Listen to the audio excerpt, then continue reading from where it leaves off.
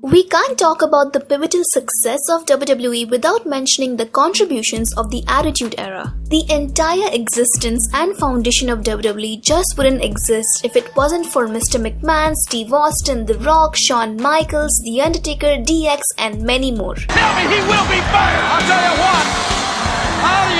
The Attitude Era skyrocketed WWF's popularity to unimaginable heights and success. Shane McMahon is on Nitro! What in the hell is he doing? But when did the most successful phase of WWF begin? Well, it's impossible to pinpoint a specific moment and say that yes, we are now in a new era. And for WWF, it was like a slow evolution in 1997. Thanks to fierce competition from WCW in the height of Monday Night Wars, Vince McMahon knew he had to take the World Wrestling Federation in a new direction. He has to bring and build new stars. But just a year earlier, things were beginning to not look good for Vince McMahon. It all happened in December 1995, 4 months after the beginning of Monday Night Wars, when WWF Women's Champion Alundra Blaze showed up on an episode of Nitro and threw the Women's Championship in the trash. Well, the moment isn't that significant, but it would lead to Vince McMahon's paranoia, thus unfolding the events on 9th November 1997.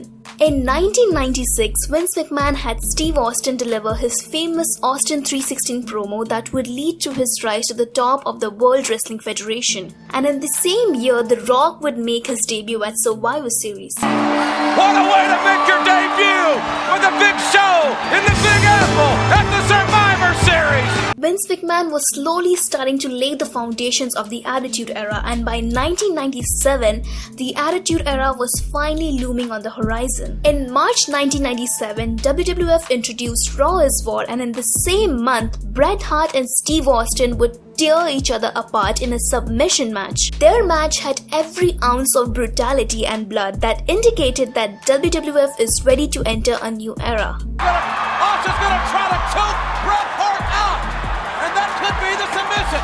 1997 was also the year when Hell in a Cell was introduced for the first time, and on the same night, Kane would go on to debut to attack The Undertaker, and in the same month, we would see the birth of one of the greatest factions in WWE history, D-Generation X.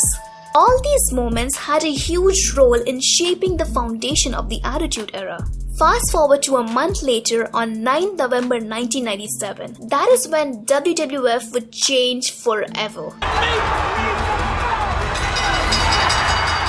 The aftermath of the Montreal Screwjob can be still echoed today. Wow, you talk about controversy.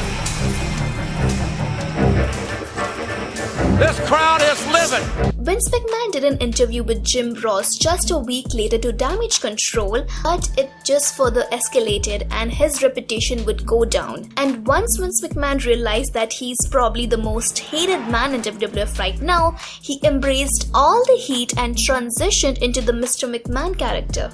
On December 15, 1997, Vince would formally introduce a new era in a tape message on Raw is War. Is as the times have changed, so have we. In the year 1998, WWF never turned back on their decision, and ratings and pay-per-view numbers hit record high.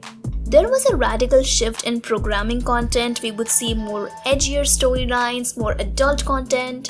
Even a 747 looks small when you're flying it into the Grand Canyon. What in the world? In the weeks leading up to 1998's WrestleMania 14, Vince would introduce Mike Tyson, and Stone Cold Steve Austin would go on to win the Royal Rumble. Stone Cold! Stone Cold! At WrestleMania 14, Austin would finally defeat Shawn Michaels to become the WWF champion for the first time, thus ushering a new era.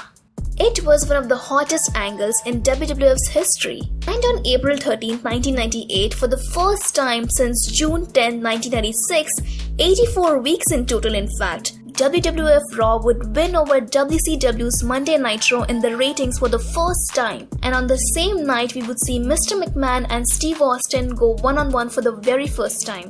And just 14 days later, DX would famously try to invade WCW's headquarters.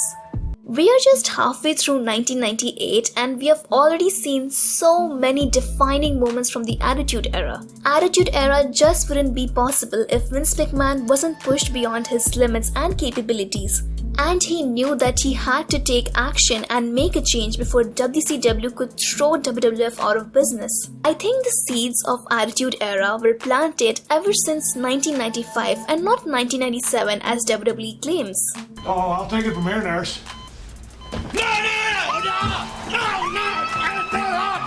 Attitude Era was built on the success of Steve Austin and Mr. McMahon's intense rivalry, the ascension of The Rock, and performances by D-Generation X, Undertaker, Mick Foley, Kurt Angle, and many more. I have tried to pinpoint all possible defining moments from this era, and I'll let you decide which moment really kicked off the Attitude Era. Let me know what you think about my analysis and please take a moment to subscribe my channel. It really motivates me to keep going. Thank you so much for sticking till the end and I'll see you next time.